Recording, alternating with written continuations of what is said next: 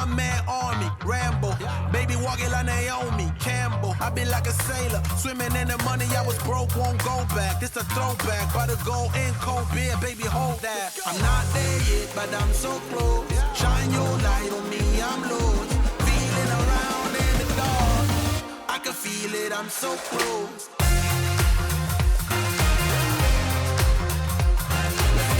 I can feel it in my bones and that. Move our bodies 'cause we own the night.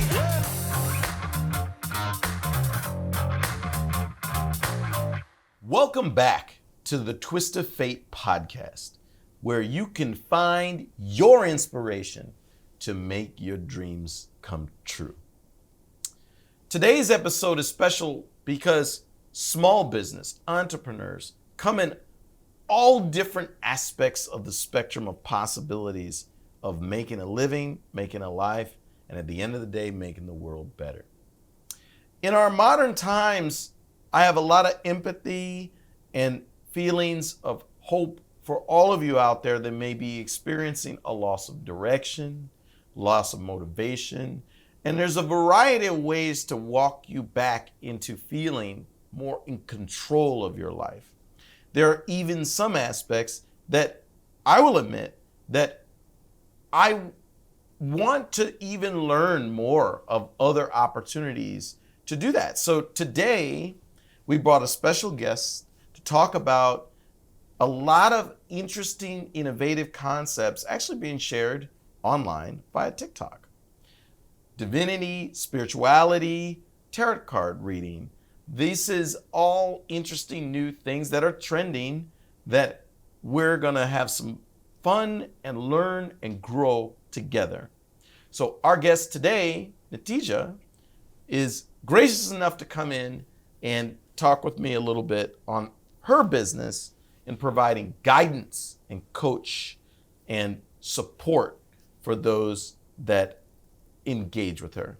Natija, my friend, welcome to Twist of Fate. Hi, how are you? Thank you for having me. Yeah, okay, so this is a really interesting topic. Yeah. And I think your journey towards building your business is an interesting one. Yeah. So, to start off, you and I were having a conversation before we started. Yeah. That, you don't view yourself as a psychic. Yeah, true. You're more of an intuitive guide. Yes. Maybe we start there. Yeah. Maybe you want to tell my audience a little bit about the guidance you provide and kind of your thought process behind how you got started in your business. 100%. So I really guide people towards being able to use their own intuition. So my readings is never to take away their sense here of power, personal power. It's never for me to gain a sense of control over them here, okay?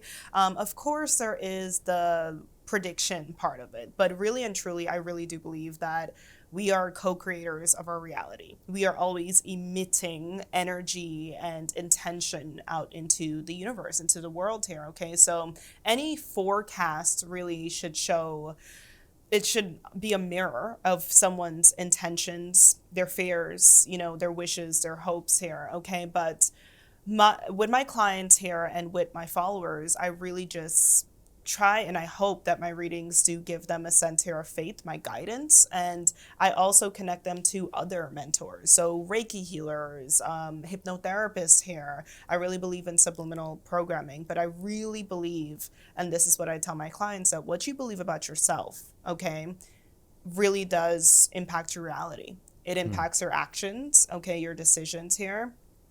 A lot of my approach to doing readings is self-esteem healing. It's self-concept healing. Because, let's say if someone says is this my dream? Can I have this job? And I'll be like, I'm the reader that's going to be like, why not? But we're also going to break it down. We're going to break down, there is a bit of psychology in there, because we'll have to talk about the inner child. We'll have to talk about the lack consciousness, the lack of belief within themselves here. So that's why my readings or my approach to reading comes from such a guidance standpoint. And just in general, it's really interesting. We were talking before about how I didn't really call myself a psychic because I actually went to I love spirituality in general. I love Halloween, but I went to a lot of psychics and they would just be telling me like, well, this is what's coming and, that's it. When? This was... So this was in college. So that was around, I'm 20. So you don't have to carbon date yourself. Okay. But that was a couple years ago. But yeah, so in college, I was barely a college student. I was really not doing very well at all. Where did you go to college? I went to Santa Monica College, and the college school wasn't really my thing in general. I was focused on the... Great location. Yes, love Santa Monica. But school wasn't... I was always a creative person, always. And I really do believe, too, that creative people, writers, singers, like that soul energy that they connect to in order to create those masterpieces is also an intuitive ability. They have to be able to meditate, get into a meditative state. So I feel like just the energy of intuition in general, I was always creative my entire life. I screen wrote here. I grew up in the arts, acting, so on and so forth. But your whole life, that's before college. You were already... Before college, yeah. I was always like literally... even as a toddler, like it was just a thing. My dad also was a huge entertainment guy, watch every show, watch every movie. He took me to my auditions. Like he was just really, he just saw the spark in me when I was younger. He'd be the person to like say like, yeah, go do it or do that audition or, go up on stage. So that was in my entire life, like I knew I would do something on camera. This I didn't think I'd be doing. This went completely left field. This took me for a loop. But sometimes that's how it works out. But in college, I was having a really tough time with mental health and everything. So my approach to doing tarot readings... By tough time, you mean adjusting to college life, boys, class, all the stresses that come with being around people you haven't met before. I just wasn't focused. Like I wasn't, I'm from Brooklyn, New York, and I grew up, my family, are... Different culture than Santa Monica. Very much, and my family's West Indian, so we grew up in, my parents are immigrants, and they had expectations. I had expectations, but I got really caught up in the LA lifestyle. I did. When I got there, not the wrong crowd, it's just that What is the LA lifestyle? It was a party lifestyle. I just got really caught up in the party lifestyle, Socializing, 100%. Also, a lot of college students had that problem, though. 100%. And I just did not have the balance within me in order to actually go to class and study and do my homework and everything. So it's fun until it's not fun, until you have to graduate and until, everything hits the fan. And yeah, I barely was able to graduate, and that was a problem. And I was at community college, which is no shame. Everyone has their journey, 100%. It worked out for me this way, but everyone has their journey. I just really... It definitely got to a scary place where I was like, oh my gosh, because... I want to say one thing. Yes. These days, with enrollment where it is, and where a lot of people's psychology is in school, hey, at least you win. I mean, who cares whether it's community, regular college? Oh, yeah. A lot of kids nowadays, they don't even want to try.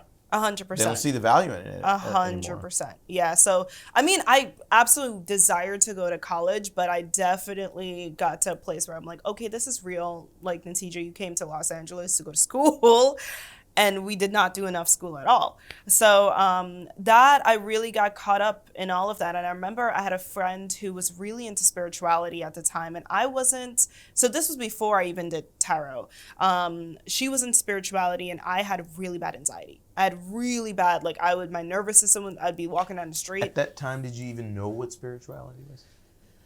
Not the way that my friend kind of introduced me to it. I knew the astrology. I knew zodiac signs. I was always into that. I knew, I guess whatever you see in movies and everything. And I knew when you go to a reader, they read cards, but I had never touched a deck. I never touched a deck of cards myself.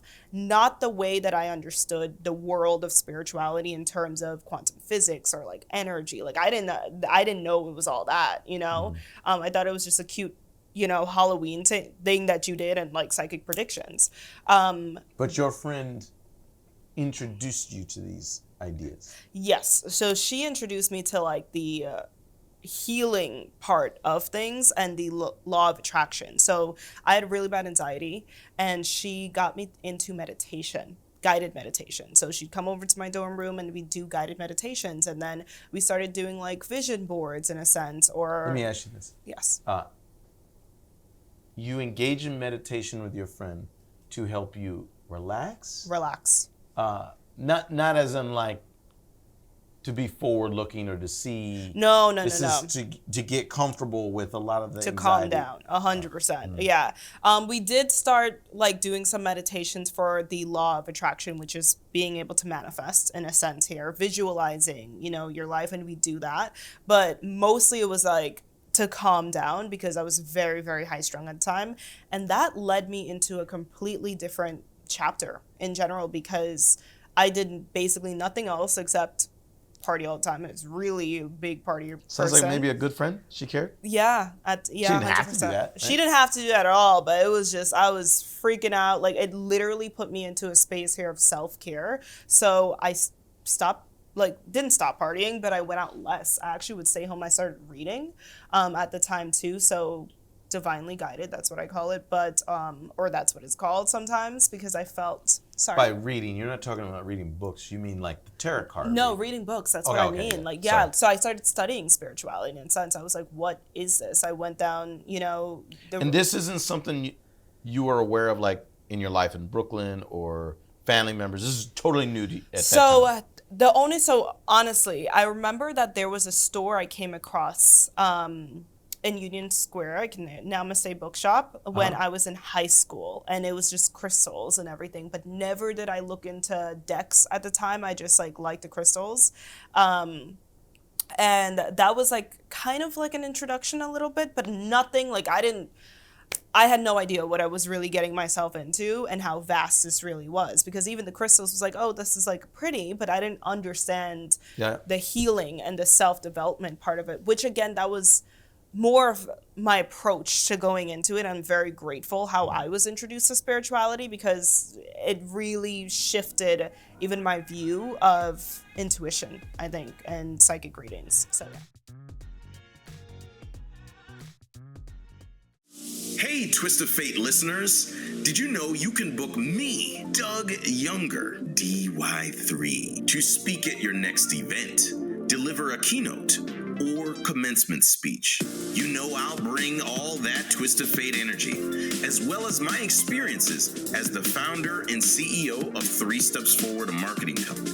The accolades that come with being a university adjunct professor, and lessons from my corporate career in Fortune 500 businesses traveling to over 40 countries worldwide. You can also book coaching and workshop sessions for you and your team. Book me using the link below in the description for this episode. Hey, you never know. You may find your own inspiration leading to a twist of fate.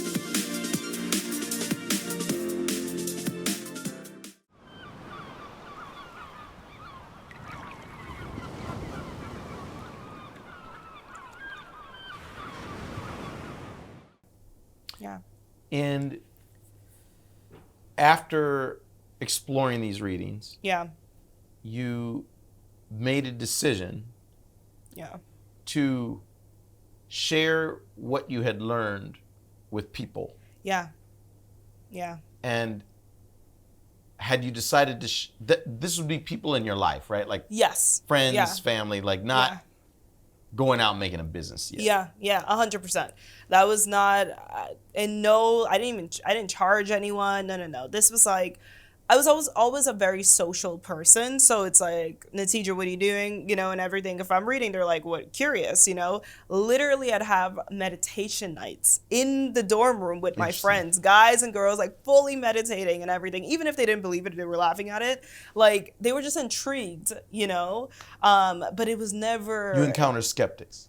100%. 100%. They were just like, what? I don't know. You know, someone was like, my auntie, this is woo-woo, does this. They were like, you got to be careful with this stuff. You're going to go left. So, yeah. Were you prepared for that? The thing is... I mean, it's California, right? One assumption is like, we're a very liberal culture, you kind of come as you are. Very open. But did you expect skepticism from at that point in time? The thing is, I did, but it didn't bother me because, like I said, the energy and that I was in at the time, it's like when you're really immersed in a party lifestyle, there's kind of the shamelessness thing that happens. That's really funny. Where it's like, how is this the craziest thing that I'm doing? Did you guys see what you did last weekend? This is not the craziest thing. So it's like, weirdly enough, which has actually been crazy for me to say that I was in a party lifestyle because I was the complete opposite person in Brooklyn. Complete opposite. Struggle with confidence and everything. It was like, that's why I say I was very divinely guided, not recommending everyone should find that wasn't even true confidence, but it did get me out of my shell. And I honestly think if it wasn't for that breakdown, there would not have been a breakthrough. And that's usually how it is. But yeah. I like the way you phrase that. And then some of your friends found or built confidence or felt better about what was ailing them through some of these meditation sessions. 100%. 100. I mean, they were still, so like my best friend is a science person, so she's a nurse. So she's like, this is not, in a textbook or anything. So I don't know. But I mean, it was just a nice self-care. Like, it was just like, that's how I viewed it. It was from a space here of self-care, and it just created a deeper bond with us in general. It was something else to do, except all the craziness, we were doing. So it was something, honestly, even though, weirdly enough, like I dealt with skeptics, I didn't deal with bullying. Like, I didn't deal with anyone saying you're weird, because I think it was like, with my friends and family, they knew me. They knew I was into astrology and everything, but maybe they just felt safe with me. Maybe Let me they ask you just this. felt that. So Santa Monica is one place. Yeah. And Brooklyn's another. 100%. How, did you notice differences in acceptance or willingness to try things between the two? 100%. My mom was very like, what is going on? She was you not. Got to talk? Yeah, I was unpacking my suitcase because I would come home for the holidays, and she saw the tarot deck, and my family's Guyanese, so an approach to spirituality, when you're talking about the Caribbean and the West Indies, is a little, what is happening? Who introduced you to this is going on, and I'm living away, so I'm on the other side of the country, so she was concerned. Oh, she just saw the tarot deck, and she freaked out and everything. So intuition in my family, natural intuition runs. Like, it is what it is. Actually, my great-grandmother, people call her the seer of the town. But it is something that is seen as a bit of taboo and a thing that people are afraid of. Really? Yeah. Because some of the prophecies and the predictions, they all come to pass. Like, when my mom saw it, like, she fully, used to go. Like, she knows about it in our family. But... Oh, really? Yeah, like, it's actually very, very prominent in Guyana, but it's seen as a scary thing. Like, it's seen as something as like, if someone says this is gonna happen, it does happen, and sometimes it's like scary, it's like, it can feel like people are asserting control. Now, the way that I studied spirituality from a very grounded point of view and energy. And by the way, I'm not judging. No, that's this fine. This is coming from a place that you have to forgive my ignorance. No, I just fine. don't know. So, I'm just learning here. Yeah, so from my point of view, like I said, I studied it from a grounded place, and I approach it from a space of like, for example, if I go to a psychic and they tell me something and it doesn't resonate, or it's something that I do not want to see in my future, I don't have an automatic openness like that's going to happen. I don't actually at all. And I don't recommend people do that either. We have control, over our energy. And I do believe that we're co-creators. Let me interpret. That means a reading or guidance given from someone intuitive. Yeah. What you're saying is, just because they may have a certain read about your future doesn't mean you believe that will happen. 100%. Because the future it doesn't exist yet, you know? So the only thing that exists is the present moment. Because you believe you have a role to play in that future. 100%. So my approach to spirituality is grounding people into their own personal power, which in a sense, I feel like that's me even breaking, you know, a generational, I guess, like curse in a sense, because how spirituality, how it was perceived, and I'm not saying it was always used like this historically at all, is this, I guess it's perceived as something that can assert power or control, you know, over someone. And that's not what I'm trying to do at all. Like, I'm grateful. I still don't even know. That's really, again, a purpose thing, kind of like how, because easily I could have went the other route and just did psychic predictions. But I just always just flowed in this healing self-development perspective. Like, I really love the idea of manifestation. I love it so much. And once I understood energy and the fact that we're always emitting energy here, and I just couldn't turn away from that. I couldn't. So I have to ask you a question. Yeah. So as I'm listening, yeah, what I hear is you have mentioned crystals, cards, and meditation. Yeah. Am I wrong to interpret it that means there's tools or conduits that you use that in some way, does that aid the process? Yeah. Does that give you more information? Like, 100%. How so? So, for example, with crystals, like crystals directly, as I'm wearing a bunch right now, they all have different meanings and they all have different energy frequencies here. And they can amplify, they can also purge, okay? So you can release and heal, you know, certain energies, open up energy within you. And when I say energy, I mean, in a practical terms, parts of your personality. So whether it's like confidence, you know, you could use tiger's eye, or if it's emotional healing, you can use rose quartz here. So the way I look at things is like, we're always emitting energy. So when people are like, I'm reading your aura, they just look at colors. I know that was kind of a segue, but there's always a frequency or feeling, and we're all intuitive. So and that these crystals can tweak, or it changes the aura that you emit? Yeah, 100%, you know, but I'm also going to break it down to everything we do does. So the difference between you wearing those glasses and you taking off those glasses is a whole different frequency. Understood. Yeah. And people respond to that. 100%. Colors. The fact that I'm wearing this sweater right now you're seeing an aura within me here. If I was to put on lime green, I'd emit a different energy. So not to make someone crazy with this, but it does. Like that's the part that I'm so passionate about, is the fact that we really do have, once you start seeing life from a different perspective, you realize you can utilize these tools, and it doesn't just have to be crystals, but these perspectives to empower you rather than going through life feeling so powerless and lost. So yeah. And then cards then. Yeah. So cards, the way I look at it is cards are mirrors. They're reflections of your belief systems, whether it's your fears, your hopes, your desires here. So when I see, for example, if I say like, hey, I see money coming in, that is someone who's already emitting a lot of belief that money is coming in. This is not, I'm not saying something that's out of, I'm not pulling a rabbit out of the hat here and making something happen. It's saying no.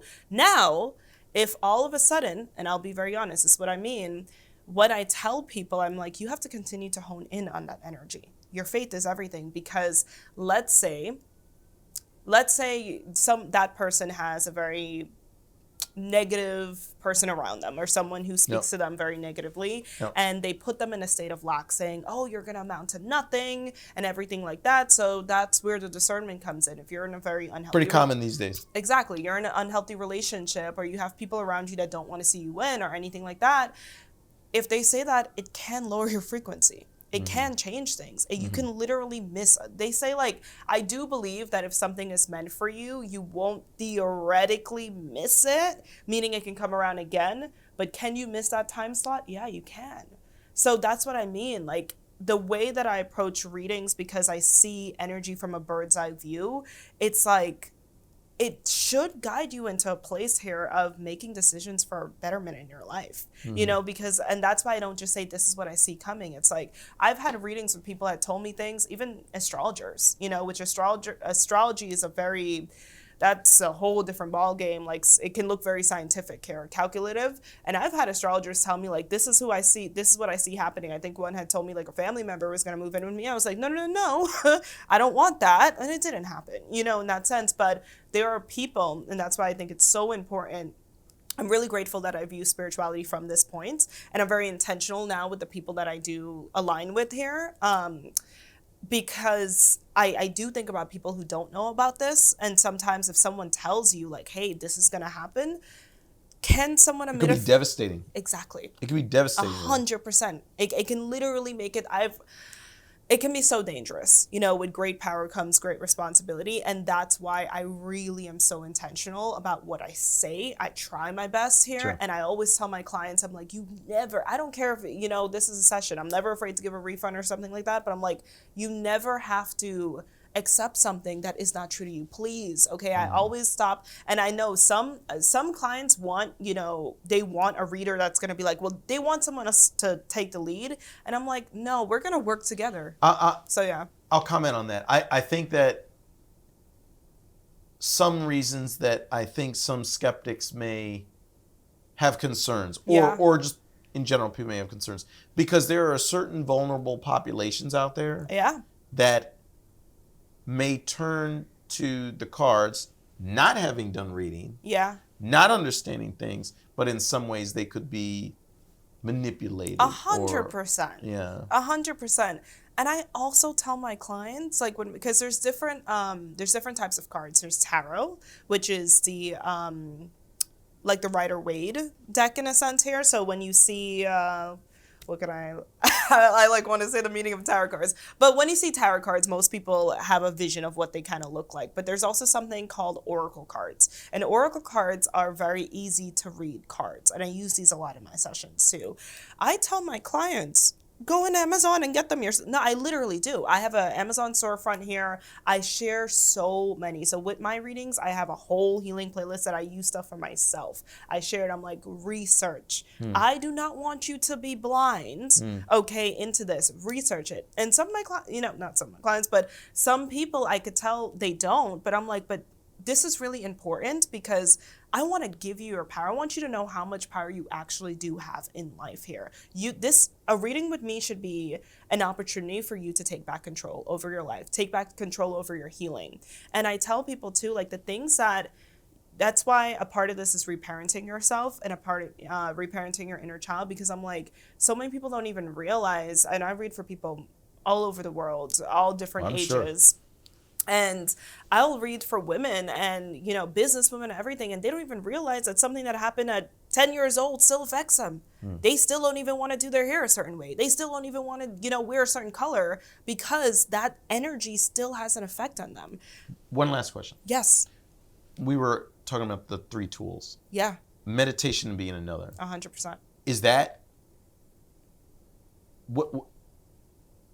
what is to be gained, or how does the meditation aspect fit into all this? So meditation. I mean, I understand the yeah. benefits from yoga and other, yeah, where meditation can calm the mind, calm the body.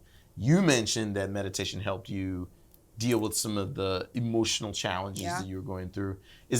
How does that fit into this? So I highly recommend, and I try to get all my clients to do it, guided meditations. Guided meditations.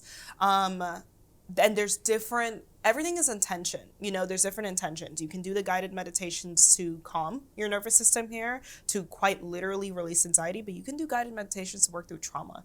You can heal so much, like the way that, you know, you can gain answers and clarity in meditation. Now, I do believe in guided. I do. I really do. I do. What does that mean, guided meditation? I mean, you mean like, I don't know, you're going to have them shut their eyes and would visualize. Well, I just don't know. So, YouTube actually is a whole spiritual world on YouTube. I could actually give a reference. Reiki Rachel is incredible. And and you listen, you put your headphones in and you listen to a guided meditation. You listen to someone that guides you through your mind. They may guide you through your subconscious mind. And if we're really going to go spiritual, it can get very, very woo-woo. Enjoying this episode and want more Twist of Fate? Let's do this thing. I am fierce. I am powerful. No, we're gonna do it, and then we're gonna do it, and we're gonna make our own brokerage with it. I think your strategy was different. It's not just me, it's a team. No, we're gonna work with you and we're gonna walk with you. Check out over 40 episodes with new ones on the way.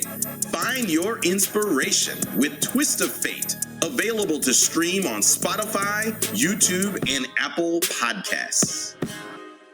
It can get very woo-woo. Like, I mean, guiding you through astral projection, lucid dreams, time travel, and guided meditations as well, too. But You've tried all this stuff? Yes. Yes. Oh, wow. Does some of it work for you and some of it doesn't? All some of it. you... All of it has worked for me. Interesting. All of it. I've astral projected. I have prophetic This dreams. would completely change your perspective on everything. Yeah, everything. Everything. I do not see the world I don't see the world in a normal way. Now, that being said, grounding is really important. I do recommend people ground. Touch grass, please. Absolutely. But it changes my perspective on everything. I'm also a very, past lives is one of my expertise as well. Yeah. I'm a past life reader, and it's my favorite. I love doing past life readings. But Past life meaning... reincarnation. Assuming some reincarnation that a person was a human previously and a human now. Yes. Like but in how the 1800s. can you read that? Divination. You can read it with divination, but also I'm very clairvoyant. So now this is the how of spiritual abilities. I'm trying to explain my process, but I see. I can see it. I do hear spirit come through here, but I will literally see the vision like a movie. I will see it play out like a movie. I will know the time period. What's the triggers? Like, you have to touch them? You just see it? It depends. It depends on what comes through. Sometimes when I'm talking to someone, for example, and they're very intuitive here, immediately I can feel that energy. But sometimes before a session, I will start channeling in the morning or the night before. I will start feeling... Channeling? Yeah, so channeling is feeling the person's energy or getting insights about them. So, like, whether it's, like, sometimes it's, like, I'll just start feeling an emotion, which is not always the funnest thing. So, if that person is really struggling, with something, I'll start feeling that energy before I even meet them or before I even talk to them here. Sometimes I'll know something they're going to say, something they're going to ask me and everything here. But, but for you, though, okay, it's great for the client, but, like, what about you? Like, that could be really disruptive to your life. So here's the thing. You gotta learn to turn it off then. Yeah, here's the thing about that. That's really crazy. So even before when I started studying spirituality, it just made a lot of things about me make so much more sense. I've always been very sensitive my entire life. And when I started going into party culture, it was an escapism because I struggled with so much insecurities I've always picked up a lot of energy from people, but it made me feel like something was wrong with me. It just made me feel just very awkward. People are the trigger? Yeah, pretty much. People would be the trigger. They have different frequencies. They're having fun, not having fun, insecure. 100%. And then you're feeding off of that in some ways. Yeah, so I would be a lot of my life, it sounds crazy because I do what I do now, I was quiet. I'm not judging. I wouldn't say it's crazy. Yeah, but I was very quiet. I didn't like to raise my hand in class. I'd literally just sit and feel too much anytime I was in a classroom. I stayed home. I mostly spent time with my grandmother. I really did. I just was like, I was like an old soul. I just watched soap operas and stuff like that because I'd be overwhelmed. I'd honestly get very, very overwhelmed. And I also think that's why I struggle with school because I'd feel now, in practical terms, yes, I do have ADHD and everything, but I was very sensitive to energy. It was very difficult for me to focus. You said your grandmother was like the seer. Yes. Did she have challenges in life like that as well? So the grandmother that I mostly spent time with wasn't her per se, but I'm just wondering, is there nature and nurture involved with this? Like, It's like, so my grandmother, that's like the seer, she's in Guyana, in the West Indies. So I guess it's like different there. I'm not saying she didn't have challenges, but like, if we're gonna go there, I had visited her like 2 years ago. I went to Guyana, and we always she's so excited to talk to me. We always just talk about stories, and she will fully say she sees spirit walk around. She's seen mermaids. She fully. And that whole side of the family, which is my mom's side, have all had crazy experiences in that way. Now, weirdly enough. Prior to you reading? Yeah. How did you interpret that? Were you a skeptic, a believer? I believe her. You just didn't understand it? I believe her. 100% I believe her. I'm saying before you understood a lot, like the readings and all the things that you learned in college. Yeah, I believe her. Also, the energy in the West Indies, specifically where they lived in Guyana, it's like the Amazon rainforest. It's a lot of spiritual energy over there. So where I would think that certain, I don't say creatures, but certain things would reveal itself, it would be there. So yeah, I believed her. Yeah. I've traveled a lot in my life, Yeah. but I have not been there. Yeah. South America is a very interesting place, but yeah. Yeah. Okay, so I love all this. This is giving me some context, right? Like this is the foundation. Yeah. So at some point you decided to go beyond just family members and actually build a business, helping people, coaching people online. Yeah. Like via TikTok. Yeah. Now, when you go, okay, one, that was a big jump. Yeah. Or was it? So it happened so fast. So I had a video. I never intended to ever have a business. I would have been fine with a 9 to 5 and everything. I was a real estate agent, and I did PR as well too, public relations, fashion PR. And I was just still in LA or back here now? So in LA, and then I came back during COVID time to be with my family because I was still in my dorm. And I had my PR job, but I was able to do it from home. So I did the PR job on the side, and then I did my real estate exam here to do real estate. So I had decided, I was like, okay, I was literally getting blocked, by the way. I was getting blocked by just energetically, like doing jobs. I kept trying to apply to different things. I wasn't getting it.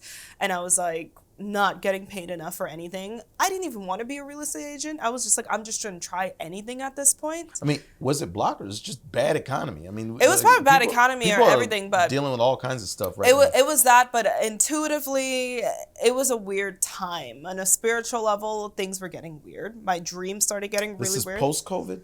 This was before COVID. So this is when COVID was, like, I remember when they said like the first person in America got it. I was still in LA and everything. And then I ended up moving back to stay with my family during the time because it just financially. Lockdown. Exactly, lockdown. And then we were just bored. We were just bored. So my friends would like come to my house safely and everything, as safe as we could be. And I was just watching, TV with one of my friends, and she was like, hey, I see a bunch of people on TikTok posting readings. You should do it. And I was like, well, whatever. I'm bored. I have nothing to do. I posted one video, and it went viral. Yeah. And I literally posted a video. I closed out the app. I didn't think anything of it. And I woke up to notifications, my phone going off. And people were like, how much do you charge for reading? What do you do and everything? And I gained like 50,000 followers like in a week. Oh, man. It was crazy. And my life. And so I still Wait, what was the video?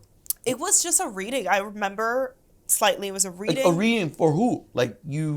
Okay, so when you do readings on TikTok as a reader, it's like a collective reading. So it's like a general energy, a forecast here. And even the fact that I even knew how to do a reading, like that was crazy. No, you have to handhold me through this. Like I need a little help here. So a collective reading means... Okay, so let's say... Someone could interpret that this has meaning to them, but then somebody else, it may have a different meaning. 100%. So at the time, like I said, even the fact that I even knew how to set that up, it was just... You did it on your phone? I did it on my phone. I was sitting by my window, and I was had no tripod or anything like that because I was just a little whatever, didn't expect anyone to see it. You use tarot cards or Tarot cards. Oracle cards? Tarot cards at the time. And I don't remember what I said. That was years ago. And God knows how much I have there. I have no idea. But I said, hi, guys. My name's Natija. This is what's, I think it was like, this is what's coming or something. And that was it. Oh, wow. That was it. I said, hi, guys. My name's Natija. I said my name is Natija, and yeah. What was your motivation in releasing that video? I was bored. Well, there's that element, but like you do a collective reading to help people? Yes. So I mean, get awareness, like it was awareness, I think is a better word in that sense, because I'll be very honest, like at the time, it wasn't like me just creating like TikTok dances. I was doing that before, like random stuff. No. It was when you're doing a reading, the intention, well, I don't want to say for everyone because everyone reads differently. But for me, yeah, you can only. It was as if the way I would read for like a friend, which I was giving guidance to friends because I already just had the guidance structure in my head. That was just what I did in general. Like that's just what I did with the camera in front of me in that way. That's the best way I could explain it. Yeah. But the camera was like a person sitting in front of me in that way. And hi guys, my name's Natija. This is what's coming and everything. And that's what I put out there. How long does it take to do a collective reading? For TikTok? Yeah. Probably. Well, if I'm doing the whole set, well, now I do things, my practice is way more grounded. And when I first started, it was less grounded, but way more grounded now. To do the actual reading itself, I would say it takes me like 30 minutes, even though the TikTok is 30, sometimes can be an hour. It just depends. Was that video 30 minutes, the one you did? No, that was like a quick, I'm shuffling on camera. Now I don't like to shuffle on camera. Now I want to sit and meditate. So now I know you're going to ask what I mean by that. So I don't like to shuffle on camera now. So why is that? What does that mean? Because at the time, again, it was like everything happened really fast. And I didn't see myself as I didn't understand the importance and the weight of everything I was saying in that way.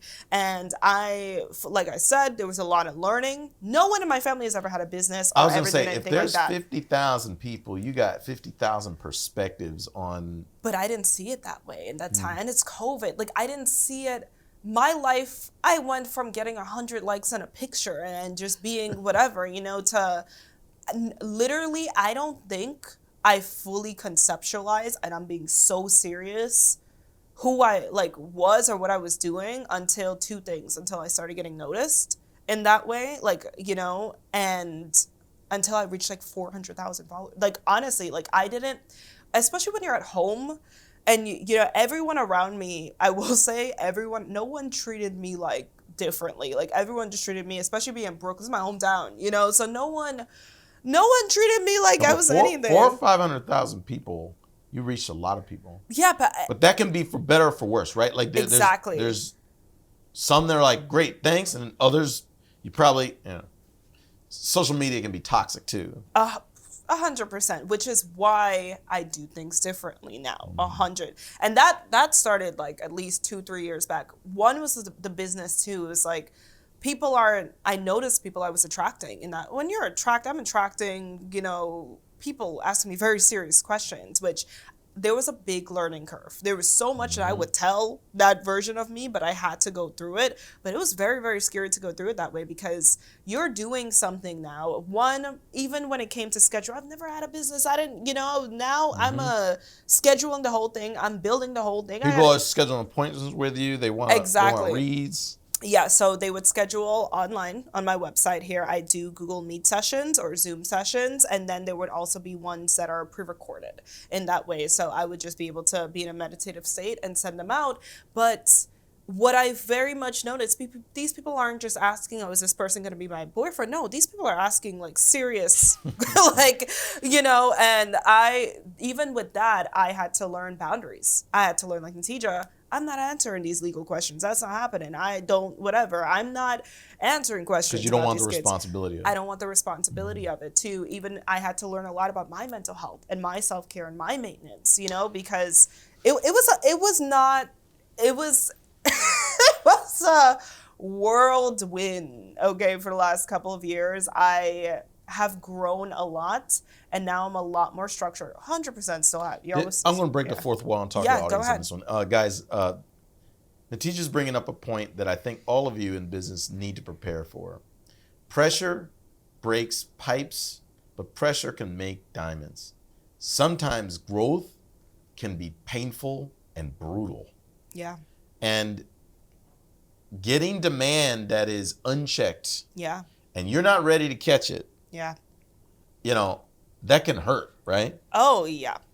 Oh, yeah. I mean, it's exciting in that, like, wow, you're in demand now. Yeah. But you weren't ready. You hadn't built a system yet. You didn't, like, you're on the fly, like, kind of doing all these things, right? Everything. While I'm also dealing with the energy from people that know me personally. So my parents are freaking out. They don't understand what I am. Like, they don't even understand. Well, they're not on TikTok. How are they hearing about it? I mean, literally after the first video went viral, I was living at home. I told my mom, and I was like, this is what's happening here. And there was just... They already had, you mentioned she had concerns, or she had concerns. Anyway. Eventually, she kind of let it go because I was going to do what I want in that way. But then it took it to a whole nother level when I did that. And then now she's dealing with family members calling her like, hey, what's going on here? On top of that, I'm doing something that's public. Like, it took me a minute for me to realize what just happened. It really took me a minute for me to realize. Because you didn't view yourself as an influencer. Like, this is not like... Prior to that, you weren't trying to monetize to make money online or anything. No. Yeah. Like, I wasn't even... Not saying that wasn't something that I think... Maybe you wanted, but exactly. That's not... Yeah. It wasn't an intention thing. It wasn't... I didn't even intend to have a business. Want to be part of our growing community of entrepreneurs and business owners?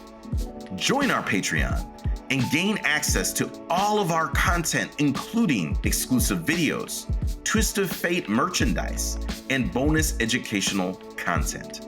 You can also advertise right on Twist of Fate by joining our ad partner program. Don't have an ad to run yet? That's okay. We can help you by producing a Twist of Fate perfect ad like this one.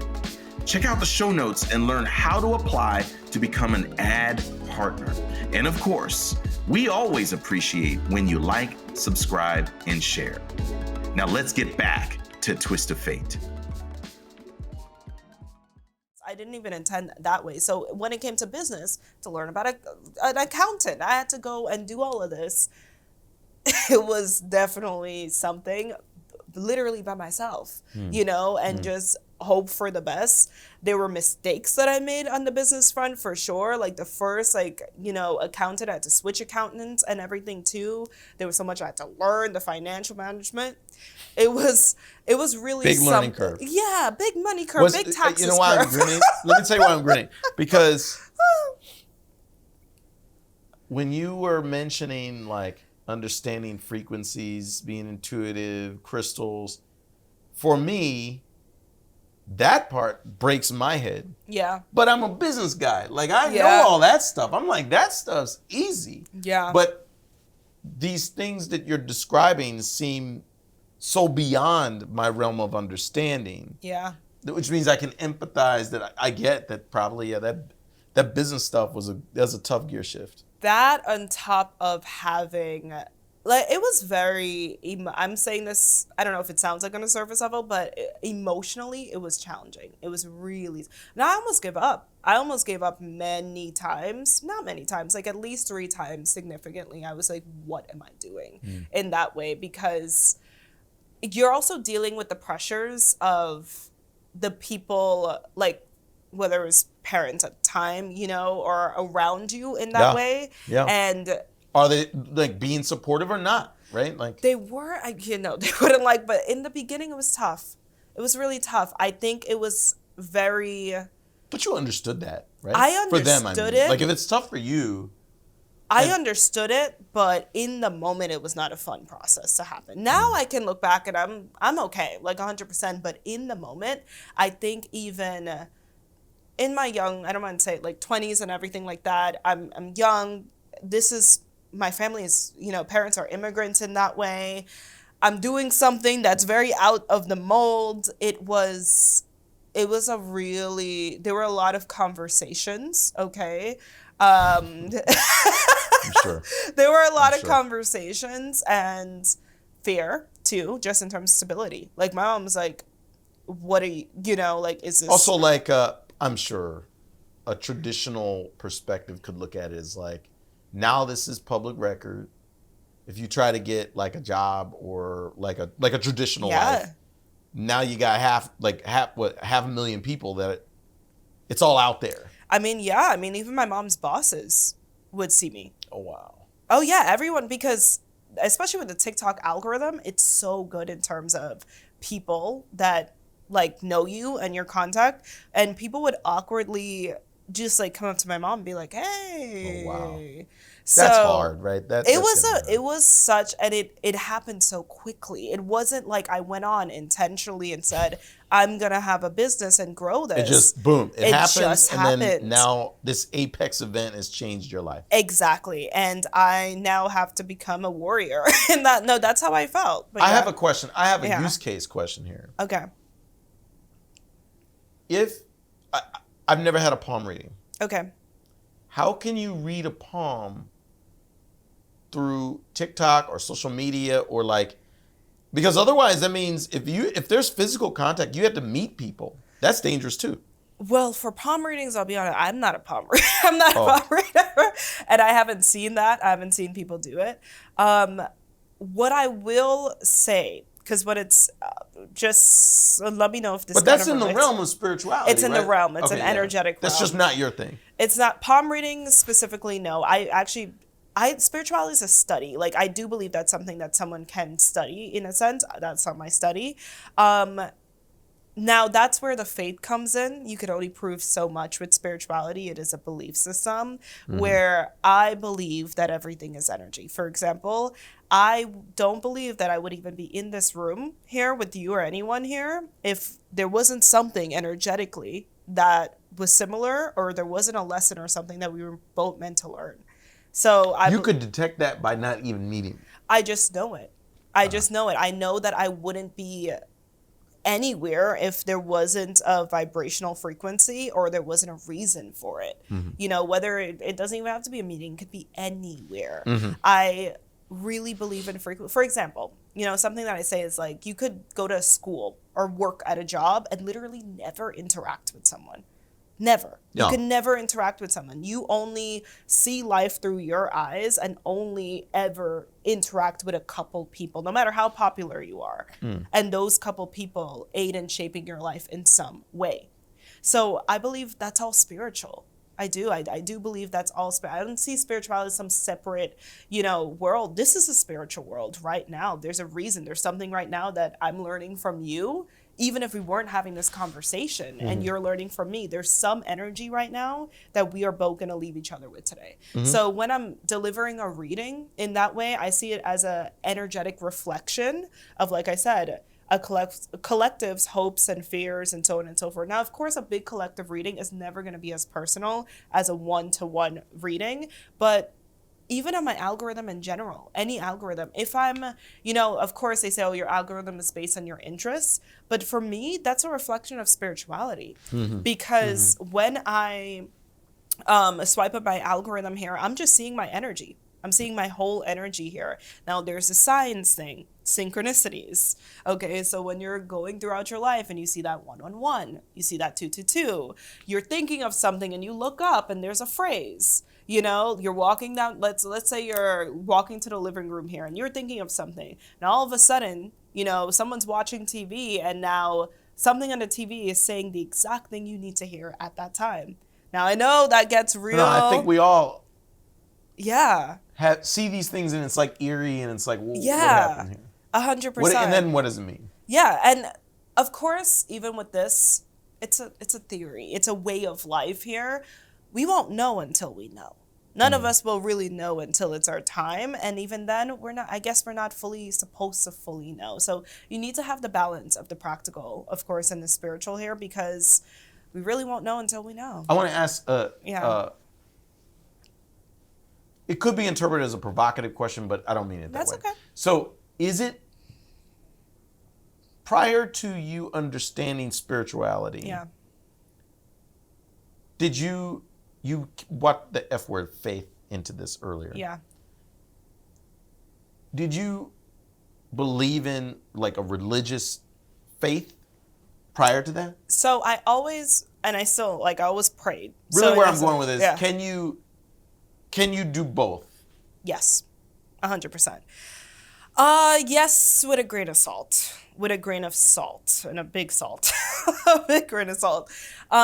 So I always prayed to God, like an idea of God. So that would be more of, I grew up Christian, Catholic in that way. My parents were never we did not go to church on Sunday. Oh, no. You know, we didn't do that. It was very much for show. They will hate me, yeah, but that's very much what happened. But there was this, my dad is huge. My dad's very spiritual, but he's huge on faith, huge on prayer, even more so now. And I believe in prayer. You know, prayer is another form of pushing energy out there, manifestation. You're a co-creator. Now, of course, a part of this study, my understanding, you know, of a God per se has shifted, and I still don't really know. Sure. Yeah, but I pray. When I'm praying, my intention of praying is to my understanding, I guess, of, if we must say, like, a God is a God of light, you know, a God of equality and, you know, wholeness and love in that way. So that's what I'm praying to. That's for me. And that keeps me grounded in my intention of, when I say I'm driving a sense of faith here, in a sense of positive, you know, positive energy. Yeah. So I only bring it up because when you reach 500,000 people, I'm pretty sure there was some that are from a religious denomination that would not accept some of the assumptions that come with spirituality and what they could get out of that. I mean, in fact, they probably wouldn't even give a chance. Well, it happened on an immediate level. Didn't it only, like, I did go through that, but it happened more on a familial level, actually, like a family friend. There was actually a pretty, I want to get into it. Yeah, there was actually a situation that happened, and it was where I was at a limbo time, you know, at my life. And it was 2 years back, I think. And at that time, I wasn't taking care of myself with my business. I wasn't taking care of my health properly here. I was pouring everything into it. I wasn't sleeping properly and everything. So I was going through it, and I was in that time of, like, I had opened up just growth phase for the business, but not for me. Not for my maintenance in that way. And that's another big lesson I learned. You have to take care of yourself, especially if you're doing something spiritual. But I wasn't eating right. I wasn't doing any of that. And it was taking a toll on me big time. And I remember I had opened up to some family who I had trusted at the time. And I mean, everyone has a different way of life. And it went kind of left. Yeah, they took it to the church. they did. Yeah. They took it to the church because the family didn't fully agree. It was family friends, didn't fully agree with what I was doing and didn't make that forthright. And it got a little intense. Yeah, it became a test, I think, for me, it didn't make you feel good. Like, it didn't. No. It became. Because, look, there's going to be some, like, 100%. There's going to be some that are going to say, I'm open-minded. Yeah. I don't know. Then there's going to be some that, I don't want that. That's wrong. I mean, it's just. Well, I'm someone, just as a person, I love different cultures, and I really do love to learn, like, I love to learn in general. So religion. That's pretty apparent. Yeah, I respect people. Do what you want. And like I said, even with me, there's a lot of spiritual people, I don't align, you know, with what, you know, they're doing per se. I think this is something, like I said, with great power comes great responsibility. And it took me a lot of learning of the weight of power that this really had in it, and how I need to deliver it.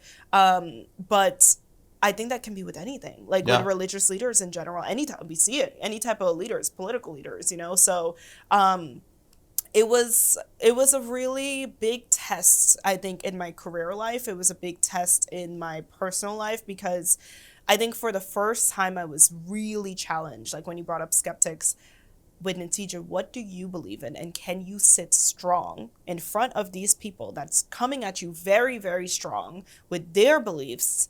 And I will be honest, I failed it the first time I did. And I didn't even, the thing is, like I said, religion wasn't a deep thing in my family, but it's like it was a group of people that I was dealing with, and they were very conservative, like Christians in that way. And it was very intimidating. It was very, but it was something that absolutely, they said when you're meant to be successful, it did need to happen as a part of my growth, because until then I wasn't challenged to that degree, and it was a whole bunch of really powerful women. And they were basically saying that everything that I was doing, everything that I represented was demonic. And I was dealing with very valid depression and mental health challenges because I wasn't taking care of myself. I wasn't going to the doctor, and they negated all of that, and it became a different storyline, things that I didn't really believe in. This wasn't even how my family raised me in this way, but it's like, well, I mean, I think at that point their motivation is to shut you down, right? It was to shut me down. That's exactly, they were like, oh, there's a different path for you. This is like absolutely horrible. And I think the really difficult part of it sometimes is when you are dealing with people who they have so much faith in everything they believe in, you know what I mean? And you could feel it and hear it. And I was in a weakened state because I was not in a good place. And it was a rift. It was a rift for sure. There was definitely some family healing that needed to happen. Like I said, this journey, and I think obviously I'm doing spirituality, but a lot of people I've known personally, influencer friends, and a lot of people, especially in this time where people's lives are changing in their young 20s or even late teens and everything, this shift is a transition not just for yourself, but for some of the people closest around you, having to navigate 100%. that. And this was also a journey for my family, big time, how my parents were going to represent this here. I remember that was a time where, it was also for my mom to stand up, and make boundaries with my family. She didn't have to do that. I'm very grateful that she did it, but it was a big transition for everyone that was very close to me. I have a final question. Yeah.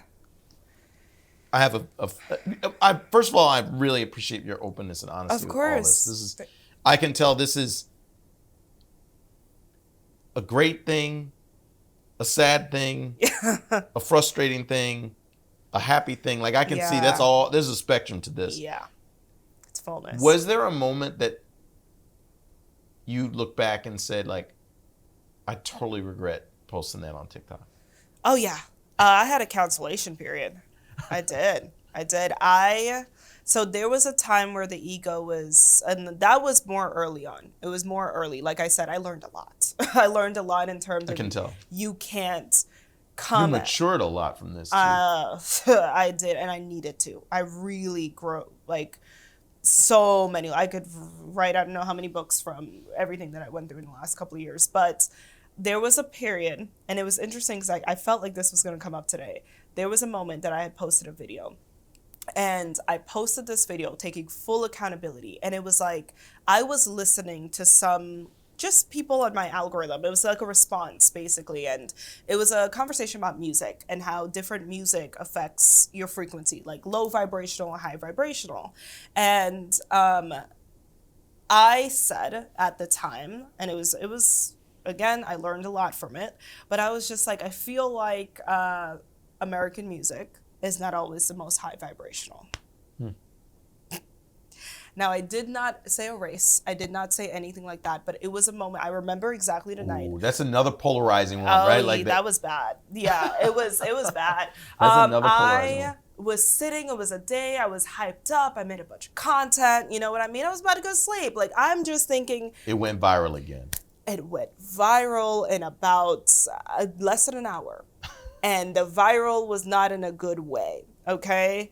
People came to me, who's this?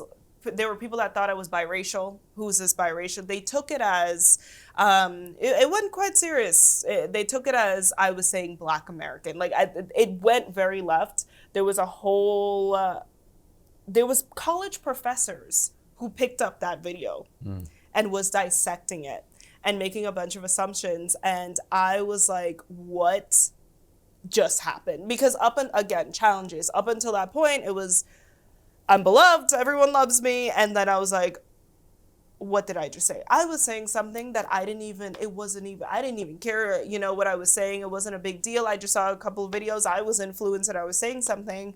And I really sat, and it took like a week off and everything. And I thought about everything I said. I came out and, I addressed it. And this is something I say, I was like, I had a lot to learn. I did. Even though for me, it wasn't that big of a deal, I understood. I was like, Natija, what you say, people really take it. Like there are people that even now, if I don't post 1 day, 2 days, they're just like, hey, how you doing?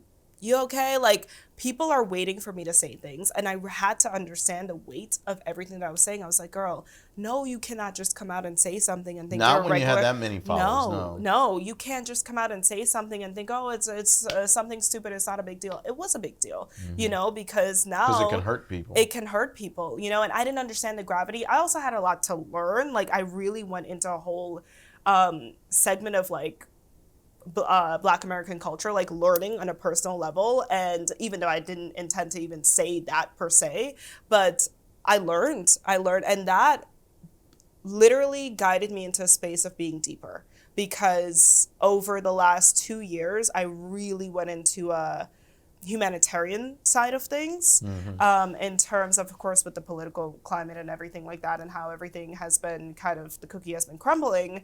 There has been a lot of conversations. It's getting hot now. Yeah, in the spiritual community, in terms of, do we address politics? And especially for the big creators.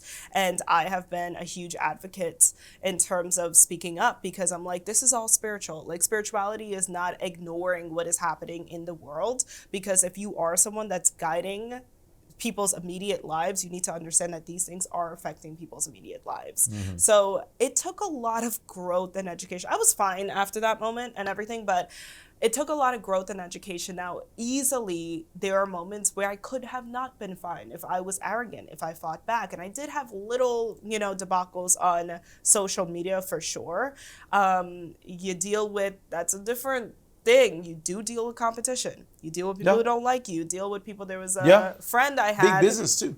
Yeah, there was a friend I had. She was very competitive with me and did a whole smear campaign and everything. Yeah, like, social media is social media for sure. And you have to prepare for it. All of a sudden, you need to have, not everyone, I tell people, you need media, what do they call it? I need a PR. I need a PR. And I was, thank God. But what I think is so crazy, like I said, I believe I was divinely guided the entire time, was I did PR. So there was a lot in my business that I knew the structure. You can do PR, nothing prepared me for that. Yeah. But I still was able to ground myself and have a bit of the tools. But I still needed the experience. No, I needed to touch fire and get burned. I did. But I will say, and of course there's more to learn, I definitely, at this point in my life, like I said, I'm very aware that when I post a video, the impacts that they have. I am very, very aware, and I try my best. I do. I really appreciate you being open and sharing this aspect of your story. Natija, if any of my audience wants to get in contact with you or follow you, or on TikTok, like, would you mind providing your handle? 100%. OH.Nati on Instagram. O.Natty, and on TikTok it's just OH without the dot Natty. So OHNATI here. There's a lot of fake accounts, unfortunately. That's another thing, scammer industry. But yes, just make sure. All right, I always have my website linked there. There's always, and it's a professional website, Square, my snip feed as well too. So just double check. You can always send me an email before anything. But yeah. Okay, fantastic. I'm going to move this to my final thoughts. My audience that listened to this really important conversation, I would like you to at least turn off this whether you're a skeptic, whether you're a believer, and really take a look at the lessons learned here. I agree with our guests. Social media is an extremely powerful tool. The challenge is it's a very difficult tool to control. And frankly, as you move through your business ventures, and a lot of you may want to be influencers, you definitely have to, what I think key that I've saw here, take responsibility for the perceptions, for the misconceptions that can happen. Even when you have the best intent in mind, people will interpret things certain ways, and the ramifications of it, you can't undo certain things in life. And I really appreciate that you share this story. Yeah. I think that all of you should go forward, use social tools for business, use tools to become influencers, but do it with conscience, do it with responsibility, do it the right way. If you like this content, like, share, subscribe. We want to bring great American entrepreneurial stories to you so that you can make your dreams come true. With that, I will see you on the next Twist of Fate. Twist of Fate is hosted by Doug Younger. It's produced by Julian Sepulveda and Zachary Davis at Mode of Motion Advertising and Film. Special thanks to all of our Patreon members. And if you want to be a part of our growing community, join our Patreon and get access to bonus material, Twist of Fate merch, and more. If you enjoyed this episode, please like the video, comment, and subscribe. Thanks for listening.